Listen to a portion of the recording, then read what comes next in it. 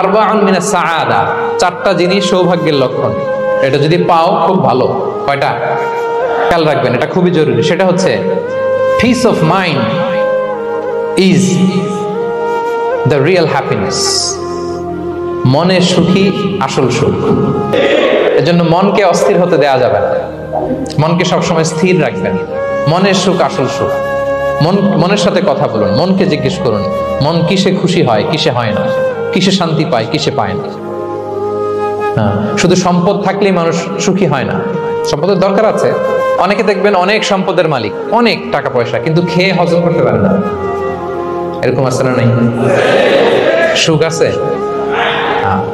অনেকে অনেক সম্পদশালী, কিন্তু দাম্পত্য জীবনে কলহ। এরকম আছে না নাই?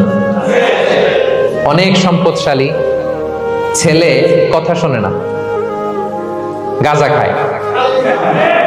আছে না? না, এটা আমার বাস্তব কথা থেকে বলছি। আমাদেরকে বলে রিহ্যাবে পাঠায়, রিহ্যাবিলিটেশনে পাঠায়, 6 মাস পরে আসে আবার গাঁজা খাওয়া শুরু করে। আছে না নাই?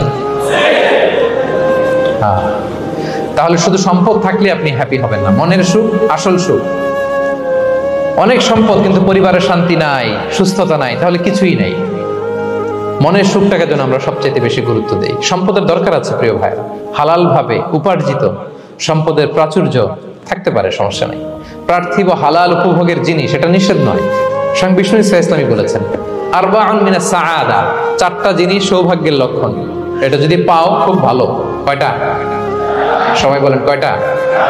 চারটা জিনিস সৌভাগ্যের লক্ষণ। 1 নাম্বার আল মারআতু সালিহা, নেককার স্ত্রী। নেককার কি? 2 নাম্বার আল মাসকানুল ওয়াসিআ, প্রশস্ত বাড়ি, প্রশস্ত বাড়ি।